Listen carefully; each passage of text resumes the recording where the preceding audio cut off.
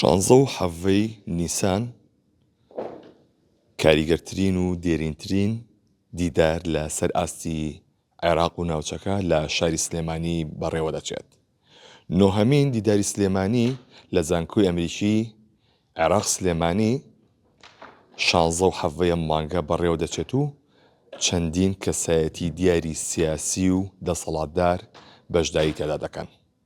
نزیکەی 700 میوان لە سەرانسەری جیهانەوە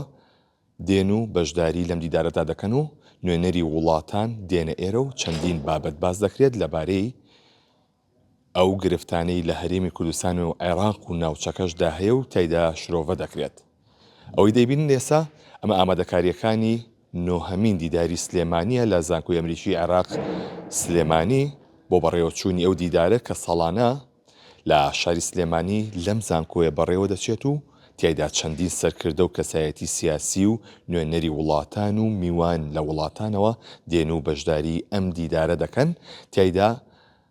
باسی چەندین پرسی گرنگی هەرێمی کوردستان و عێراق و ناوچەکە و جیهانی تیادا دەکەن و چەندین بابەتی گرنگیشی لە ساڵانی ڕابردوودا تیادا باس کراوە کە ئەمە وای کردووە